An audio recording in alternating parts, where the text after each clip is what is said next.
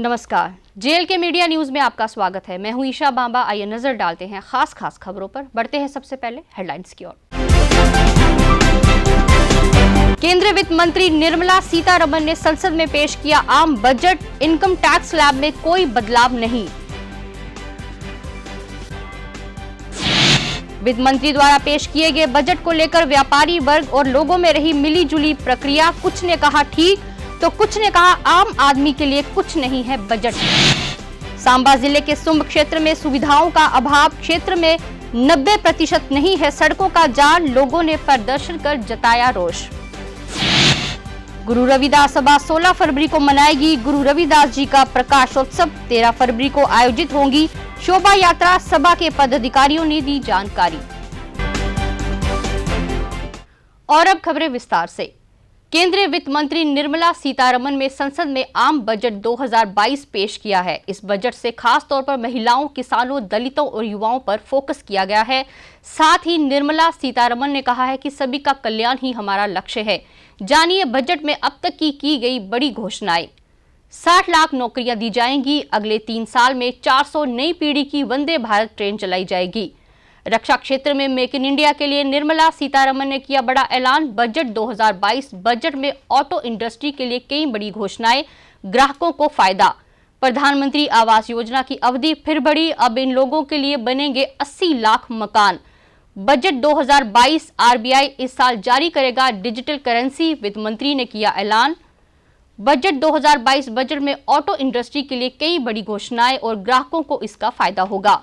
3 वर्षों के दौरान 100 पीएम गति शक्ति कार्गो टर्मिनल विकसित किए जाएंगे। 1.5 लाख डाकघर कोर बैंकिंग के दायरे में आएंगे। पोस्ट ऑफिस में भी अब ऑनलाइन ट्रांसफर संभव होगा। साल 2022-23 में 80 लाख नए घरों का निर्माण किया जाएगा। देश में एक डिजिटल यूनिवर्सिटी बनाई जाएगी। 25,000 किलोमीटर के नेशनल हाईवे का 20,000 करोड़ रुपए की लागत से निर्माण किया जाएगा। देश में 5 बड़ी नदियों को जोड़ने के लिए जल संसाधन विकास मंत्रालय की भी मदद से कार्य किया जाएगा। 75 जिलों में डिजिटल बैंकिंग की शुरुआत की जाएगी। 2022-23 में ई पासपोर्ट होगा लागू। शहरों के विकास के लिए सेंटर ऑफ एक्सीलेंस स्थापित होंगे। वन नेशन वन रजिस्ट्रेशन योजना होगी शुरू। इससे बिजनेस करने में आसानी होगी। इलेक्ट्रिक व्हीकल इकोसिस्टम को बढ़ावा देने के लिए प्राइवेट सेक्टर को प्रोत्साहित किया जाएगा। केंद्रीय वित्त मंत्री निर्मला सीतारमण द्वारा आज संसद में पेश किए गए 2022 के आम बजट को लेकर जम्मू का व्यापारी वर्ग और आम व्यक्ति क्या सोचता है, इस विषय में उन्होंने अपनी प्रतिक्रिया यूं दी। देखिए, ओवरऑल अगर हम देखें तो हमेशा बजट के 2 एस्पेक्ट्स रहते हैं। एक लोकल को क्या मिला और एक नेशन को क्या मिला। अगर हम बात करें नेशन की तो बजट जो है बड़ा बैलेंस्ड बजट है, जिसमें हर सेक्टर को कहीं ना कहीं टच किया गया है। जिस तरह से डिफेंस सेक्टर को इन्होंने बजट में टच किया है, और जिस तरह से अगर बात करें तो एजुकेशन को इसमें टच किया गया है। एमएसएमई जो हैं, जो उनके लिए इन्होंने प्रोविजनिंग रखी हुई है, और जो स्टार्टअप्स हैं जिनके लिए इन्होंने जो इंसेंटिव्स जो ऑलरेडी चल रहे हैं वो 2023 तक जो है उसको एक्सटेंड कर दिया है। और अगर मैं बात करूं कि भाई जैसे इंफ्रास्ट्रक्चर की बात है, जिस तरह से आने वाले समय में इन्होंने 25,000 जो रोड है, 25,000 कनाल जो है उसको, उसमें सड़कें किस तरह से बन सकती हैं, तो कनेक्टिविटी की बात है वो जो है उस पर फोकस किया गया है। लेकिन अगर हम लोग बातचीत करें कि भाई बिजनेसमैन को क्या मिला है इसमें, तो बिजनेसमैन के लिए इस बजट में कुछ नहीं है। इन्फ्लेशन रेट बढ़ा है। इन्फ्लेशन रेट बढ़ने के बाद भी जो एक इनकम टैक्स स्लैब बढ़ने की बात लोग सोच रहे थे कि शायद इसमें उन लोगों को कुछ ना कुछ दिया जाए, तो वो नहीं दिया गया है। तो मुझे लग रहा है कि भाई जिस तरह से हम लोग ये सोच रहे थे कि भाई जम्मू में स्पेशली कुछ ना कुछ, क्योंकि हमारी बहुत सारी इंडस्ट्रीज़ जो हैं वो बंद पड़ी हैं, तो हम चाहते थे कि यहाँ एक पीएसयू यूनिट जो है वो लगे, जिसकी वजह से यहाँ यूनिट्स जो है उनका रिवाइवल हो सके।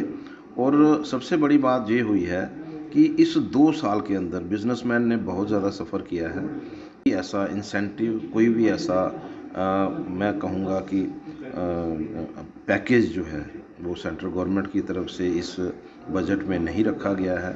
अभी की 2 साल में जितना अफेक्टेड जो है हमारी बिजनेस कम्युनिटी हुई है, इतना कह सकता हूँ कि ये एक पूरी तरह से चुनावी बजट था। जैसे कि इस वक्त 5 स्टेटों में इलेक्शन चल रही है और अगर आज बजट में देखा जाए तो सारा फाइनेंस मिनिस्टर ने बजट का जो फोकस था उन्हीं को इलेक्शन को देखते हुए रखा है। अगर हम कहें कि जो मिडिल मैन था जिसको कि आज अपेक्षा थी कि आज इनकम टैक्स स्लैब में चेंजिंग होगी या बाकी की रियायतें मिलेगी, किसी चीज़ के दाम कम होंगे, वो इस बजट में कुछ भी हमें दिखाई नहीं दिया। 92 मिनट के अपने जो फाइनेंस मिनिस्टर ने बजट पेश किया है उसमें अगर देखा जाए तो उन्होंने अपना सेंटर का जो फंडा था उसी को कवर किया है। इलेक्शन को देखते हुए हमें उम्मीद थी कि हमारे यूटी को भी इसमें कुछ मिलेगा, JN के यूटी को भी कुछ मिलेगा, लेकिन हमारी उम्मीद के विपरीत ये बजट आया है। हम एक चीज़ में इसमें ज़रूर कह सकते हैं कि जो किया है उन्होंने रोड्स को लेके, जहाँ इसको वंदे मातरम जो 400 स्टार्ट की है उसके बारे में ये एक अच्छा और सराहनीय कदम है। लेकिन आम लोगों की अगर इस बजट में परिभाषा देखी जाए तो बिल्कुल नील बटन नील है। बट मैं इस बजट को बुरा बजट नहीं कहता, क्योंकि मुझे ये लगता है ये फ्यूचरिस्टिक बजट है इस मुल्क का। ये कल की बात है।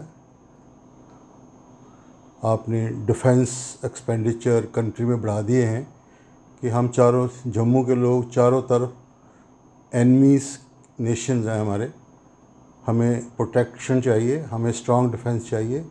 It is a very good move of government of India. इन्होंने 5G लॉन्च किया है इंडिया में डेवलप करके, बहुत बड़ी बात है। इंडिया और चाइना और अमेरिका के बाद इंडिया ही एक ऐसा कंट्री होगा जो 5G अपने 5G पे काम करेगा। उसके बाद इन्होंने कमिट किया है कि हर गांव में ऑप्टिकल फाइबर डालेंगे, बहुत अच्छी बात है। रोड के ऊपर बहुत इन्होंने फाइनेंशियल थ्रस्ट दिया है, बट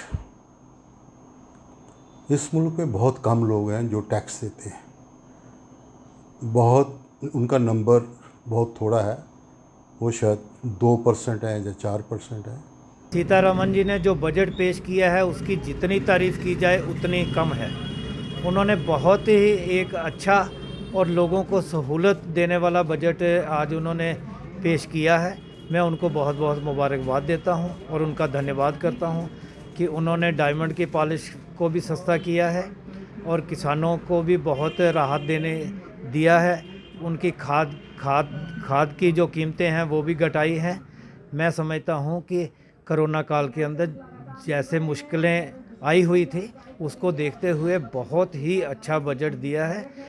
जिला सांबा के सुंब इलाके में सड़कों की खस्ता हालत को लेकर क्षेत्र के लोगों ने आज जम्मू में PW विभाग के खिलाफ जोरदार प्रदर्शन किया। प्रदर्शन कर रहे लोगों का कहना था कि सुंब ब्लॉक में सड़कों का जाल बिछाने के लिए फंड्स भी मुहैया करवाए गए, मगर फंड्स का केवल 10% ही खर्च हो पाया, जबकि क्षेत्र के कई इलाके आज तक सड़क सुविधाओं से वंचित हैं। उन्होंने कहा कि सड़कों का संपर्क नहीं होने से लोगों को मुश्किलों का सामना करना पड़ रहा है। उन्होंने उपराज्यपाल मनोज सिन्हा से अपील की कि उनकी समस्या को जल्द से जल्द दूर किया जाए।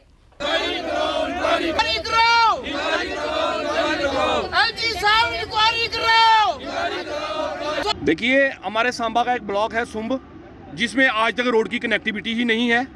2016 में सेंट्रल रोड फंडिंग स्कीम के तहत हमारे सांबा के सुंब ब्लॉक को करोड़ों रुपए फंड जो हैं वो आए थे।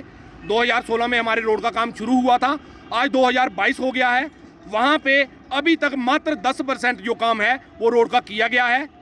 7 नाले हैं यहाँ से, उसके बीच में से निकलते, जिनके ऊपर ब्रिज बनने थे, सिर्फ एक ब्रिज बना है। जब भी बारिश पड़ती है रोड की कनेक्टिविटी सांबा टू सुंब की है, जो सुंब की रोड कनेक्टिविटी टूट जाती है सांबा से।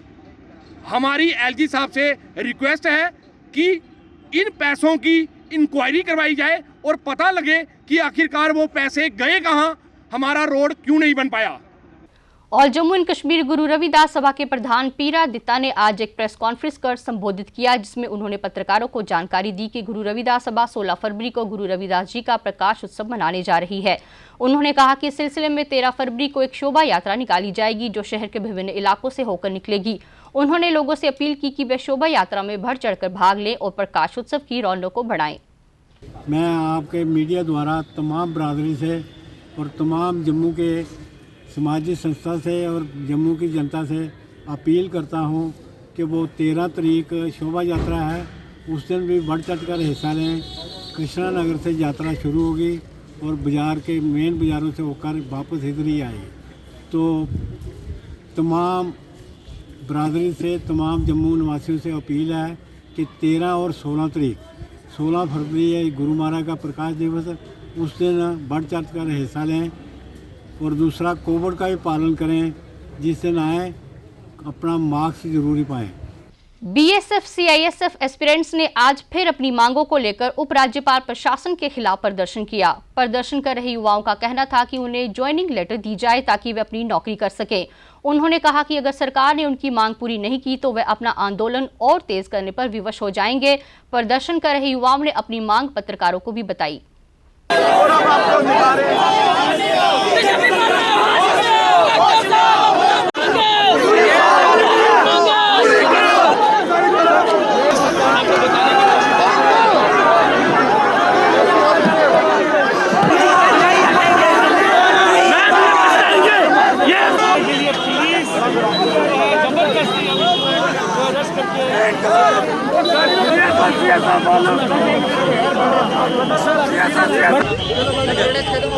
खत्म हो गया जे पुलिस इन्नी बहादुरी यारी कम करे सारे पगड़े पाओ ना सर, बड्डे इन्ना कम करो, सारी बस लियो ना बड्डी में सारे भालना बिच सर, बस मंगवाओ सारे मुंडे बैठी अगन बिच इन्ने तो एक करी लेना ना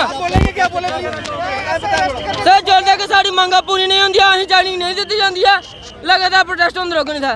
डॉक्टर जितेंद्र सिंह ने हमारे साथ झूठा वादा किया। हमने सरकार को पहले ही चेतावनी दे दी कि हमारा जल्द से जल्द कोई हल किया जाए, नहीं तो हम उग्र प्रदर्शन करेंगे।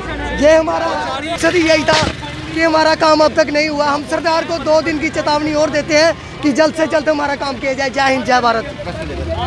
सर बोलने के लिए बचा कुछ है नहीं, गवर्नमेंट सुनती नहीं है, हमें तो बैठना पड़ेगा। इसके लिए ये प्रोटेस्ट तब तक जारी रहेगा जब तक सांसें चलेंगी। ग्रामीण इलाकों में मकान बनाने के लिए पंचायत प्रतिनिधियों से इजाजत लिए जाने के संदर्भ में सरकार द्वारा जारी आदेश का विरोध जताते हुए Jammu Kashmir national panthers party ने आज प्रदर्शन किया।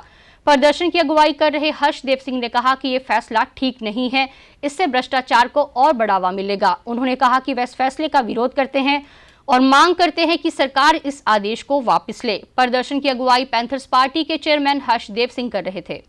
सरकार नहीं चलेगी, नहीं चलेगी, नहीं चलेगी। बीजेपी आए दिन कोई ना कोई नया कानून के ऊपर थोपा जाता है। पहले ये कहा गया कि जो लोग 50 साल से या 60 सालों से ज़मीनों के ऊपर काबिज हैं गाँव में, और कई पीढ़ियों से उनके पास ज़मीनें हैं, उनकी गिरदौरियाँ गाँव के लोगों की काट दी गई। और सबसे बड़ा जुल्म उसके बाद क्या किया सरकार ने कि ये कह दिया कि अब उनके पास अपनी भी कोई ज़मीन है, उसके ऊपर भी वो मकान नहीं बना सकते हैं, रिहायशी मकान भी नहीं बना सकते, तबेला भी नहीं बना सकते हैं माल मवेशियों को रखने के लिए, जब तक कि वो सरकारी परमिशन ना ले लें। और परमिशन किससे लेनी है?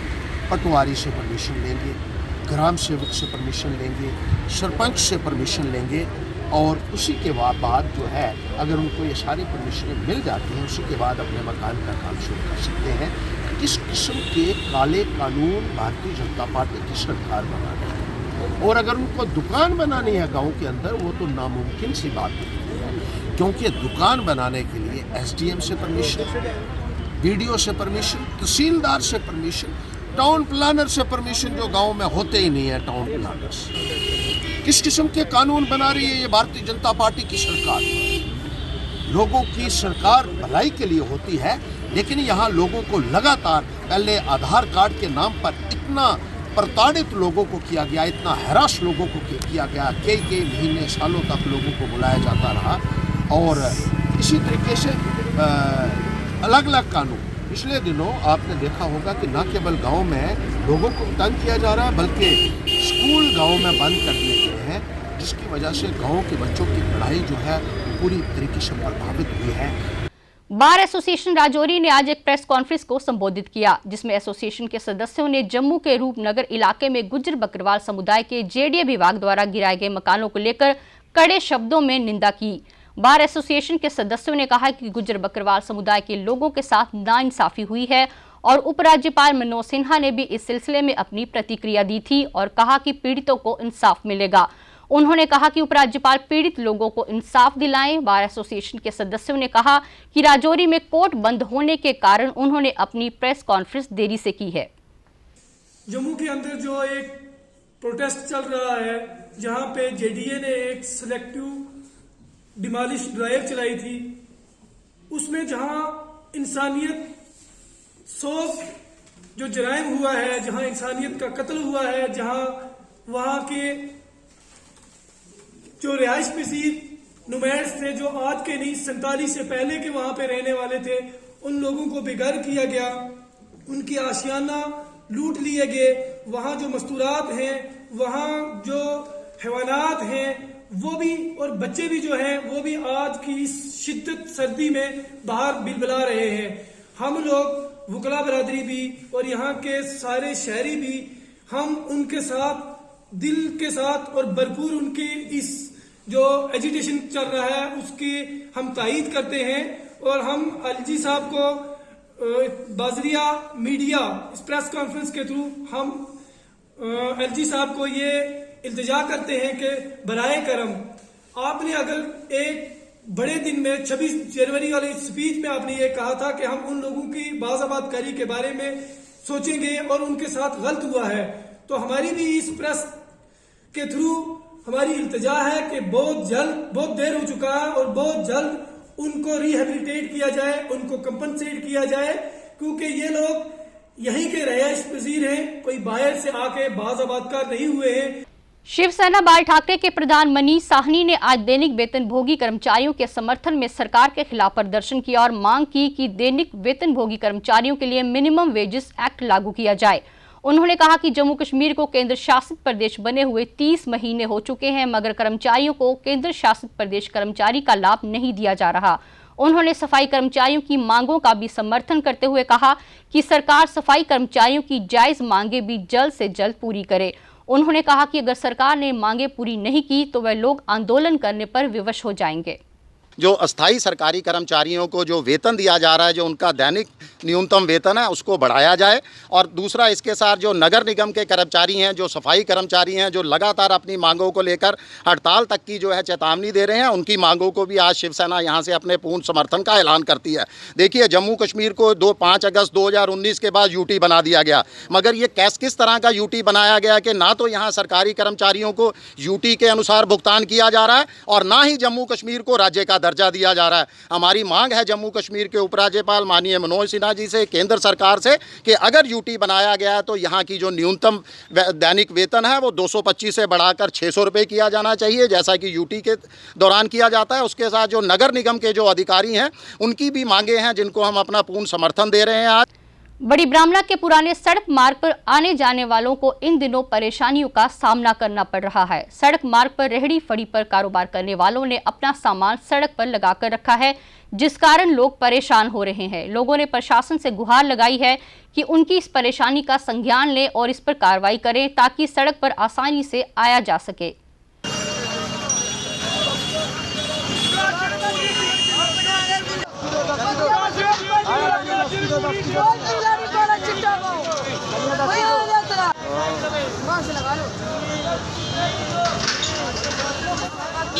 जिस बाजार में इतनी भीड़ है कि बाजार में निकलना भी बहुत मुश्किल है। कोरोना उधर से इतना फैल रहा है कि कोई हिसाब नहीं, चैन तोड़ना बहुत मुश्किल हो रही है। और इधर देखो मोटरसाइकिल कितने लगे हुए हैं, इतनी मतलब रोड खाली नहीं है और जो इतनी भीड़ बाजार में है कि कंट्रोल करना बहुत मुश्किल है। बारी ब्राह्मणा लोकल रोने वाला है, तुझे इतने बाजार की हालत दिखी ली है कि है बड़ी बुरी हालत है। हद बड़ा ज़्यादा रश है बारी ब्राह्मणा चौका, खासकर स्मैलपुर रोड पर। इतने कुछ दुकानदार ने नजायज़ किया भी दुकान अगर फड़ियाँ लगाई हुई और जी फड़ियाँ लगी वो अगे रोड च आई नहीं, उपर जो कस्टमर वगैरह आते हैं वो भी रोड के मोटरसाइकिल वगैरह लाई हुई है। वो वजह कन्नै इन्नी बुरी हालत है। उधरों कोरोना काल चला हुआ है, प्रशासन बिल्कुल भी इस पर सी ध्यान नहीं दिया रहा है, लेकिन प्रशासन को ध्यान देना चाहिए। कोरोना काल बड़ी है ऊपर चला हुआ है। लंडर पंचारी मोंगरी लाडा क्षेत्र को अलग विधानसभा क्षेत्र बनाए जाने की मांग को लेकर क्षेत्र के लोगों ने प्रदर्शन किया। प्रदर्शन की अगुवाई पूर्व विधायक बलवंत सिंह मनकोटिया कर रहे थे। बलवंत सिंह मनकोटिया ने कहा कि ये इलाका पिछड़ा हुआ इलाका है और यहाँ पर सुविधाओं का अभाव है और लोग पिछले कई सालों से इस इलाके को विधानसभा क्षेत्र बनाने की मांग कर रहे हैं। उन्होंने कहा कि उनकी ये मांगे जल्द पूरी की जाए। साड़ी प्रेस क्लब पत्रकार वार्ता भी हुई है और उन्हें बड़े अच्छे तरीके कन्नै इस गल्ले की सुने भी है, इस डिमांड की सुने भी है और उन्हें भरोसा उसलै भी दवाया कि थोड़ी गल गी अस अपनी जी कमीशन की पूरी टीम है उनके अगे मजबूती कन्नै रखगे हाँ ताकि जो थोड़ा तुसीं इंसाफ मिल सके। और असें पूरा भरोसा है कि इस इलाके दे लोकें कन्नै इस कमीशन जो पूरे तरीके कन्नै इंसाफ करग। इत्थें दा बक्खरा विधान सभा क्षेत्र का दर्जा इस इलाके की मिलग, असें इस गल्ले का पूरा भरोसा है। और जिसलै विधान सभा क्षेत्र का दर्जा मिलग तां गै इस इलाके की तरक्की होई सकदी है, नहीं तां अज्ज दी डेट च दिक्खो अस खब्बे पास्से जित्थें मेरे आह्ला खब्बे पास्से दा इत्थें लाली वगैरह पंचायत न जित्थें अज्ज भी साढ़ा मोबाइल का जोड़ा है टावर नहीं है। बिश्नाह कस्बे के वार्ड नंबर 13 में 6 साल की प्रीति कुमारी पुत्री अर्जुन कुमार को अज्ञात वाहन टक्कर मारकर फरार हो गया। वहीं घायल प्रीति को स्थानीय लोगों ने उपजिला अस्पताल बिश्नाह लाया, जहां पर डॉक्टर ने उसका उपचार कर जम्मू रेफर कर दिया। बिश्नाह के उपजिला अस्पताल में आज पौधारोपण अभियान का आयोजन किया गया, जिसमें बड़ी संख्या में अलग अलग प्रकार के पौधे लगाए गए। इस मौके पर अस्पताल का स्टाफ और पूर्व विधायक अश्विनी शर्मा भी मौजूद थे।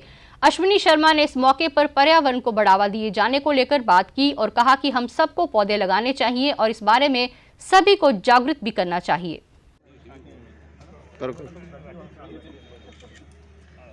मैं block medical officer Bishnah doctor Rakesh.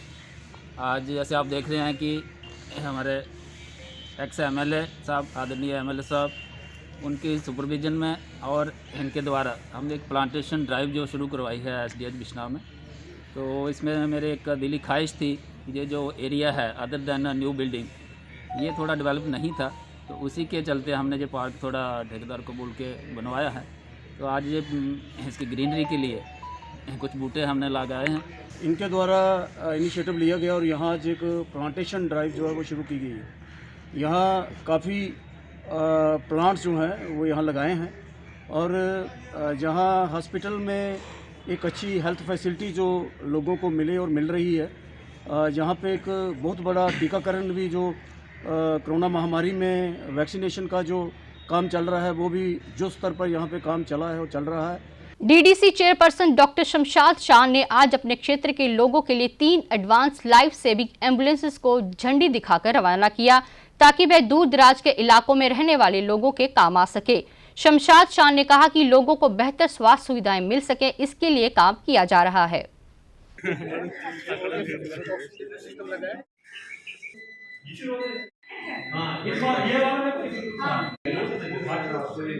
ये एम्बुलेंसेस डिस्ट्रिक्ट रामबन में 3 लोकेशंस के लिए सैंक्शन की गई है, जिसमें फर्स्ट लोकेशन जो है वो लील है और सेकंड लोकेशन राजगढ़ है और थर्ड लोकेशन संगलदान है। ये एम्बुलेंसेस वर्ल्ड बैंक फंडेड है और ये नेशनल हेल्थ स्कीम के अंडर जो है जम्मू कश्मीर को दी गई है। इसमें सारे क्रिटिकल केयर इक्विपमेंट्स अवेलेबल हैं, जिसमें आप ईसीजी भी अवेलेबल रहेगा और उसमें वेंटिलेटर भी होगा, बाकी सारे मेडिसिन्स भी होंगे और डायलिसिस भी यूनिट भी उसके अंदर जो है।